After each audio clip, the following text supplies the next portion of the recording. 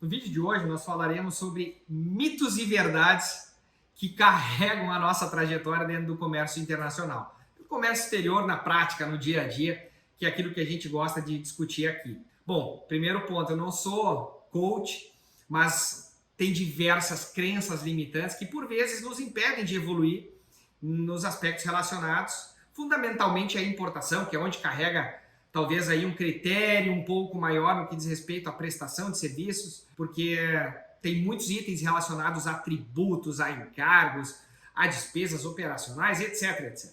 Muito bem. Eu elenquei talvez 5 dos quais a gente acompanha ou percebe mais no nosso dia a dia. E o primeiro ponto é: eu posso importar mesmo sem ter radar através de uma trading company. Isso não é uma verdade, isso é mito. Por quê? Porque toda e qualquer empresa que vai se expor ao mercado internacional, ela fundamentalmente ou obrigatoriamente precisa estar habilitada no radar, precisa ter limite de radar para importação, e aí sim pode se utilizar de uma estrutura, de uma comercial importadora, de uma trading company, para se operar por intermédio de terceiros, vinculado a uma operação por conta e ordem ou por encomenda. Mas obrigatoriamente precisa ter radar, precisa estar vinculado àquela importadora, àquela trading ou àquela comercial importadora, para se operar através por conta e ordem ou por encomenda. Então é preciso sim ter radar e precisa ter limite de radar.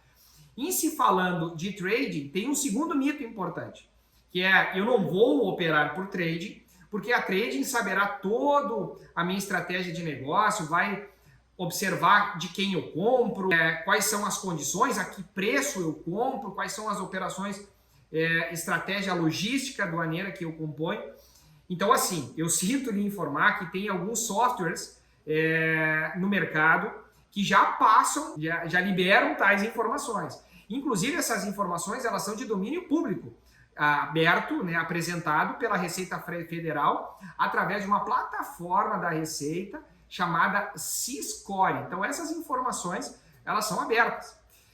Então, assim, vale mais ter um parceiro comercial estratégico muito próximo do seu negócio, saber avaliar quem são os parceiros de fato, fazer NDAs, né, fazer termos e acordos de sigilo de informações, e do que se preocupar eventualmente com esse tipo de situação. Um terceiro ponto que a gente ouve muito aqui no escritório, que também é mito, é que precisa ser muito grande para fazer operações de importação. Precisa ter volumes absurdos para fazer jus ou fazer frente a um processo de importação para se tornar viável ou se justificar. Isso também é mito.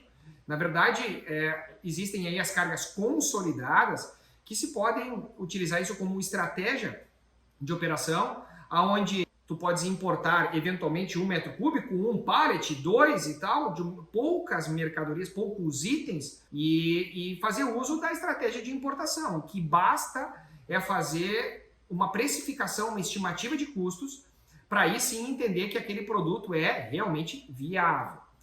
E aí, falando dessa operação logística, muita gente tem como premissa básica que um frete marítimo ele é sempre mais baixo que o frete aéreo. Isso também é mito, porque tem dentro de um determinado perfil de mercadoria, dentro de uma determinada quantidade de material, peso, cubagem, o aéreo, por vezes, pode ser mais barato que o marítimo, sim. Talvez não dentro do frete em específico, mas dentro das despesas operacionais, as despesas atinentes, né, atreladas à operação aéreo versus a operação marítima. Porque a operação marítima ela carrega algumas despesas que são fixas, independente do volume.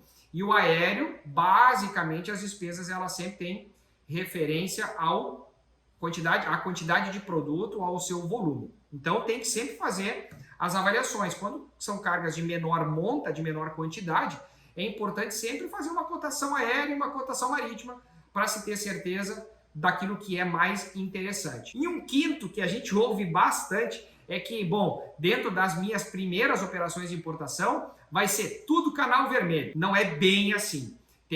Não é mais assim. Antigamente até se podia dizer que as primeiras operações, de fato, parametrizariam o canal vermelho. Mas hoje não é mais assim. Então, diversas primeiras operações, elas podem sim parametrizar em canal verde.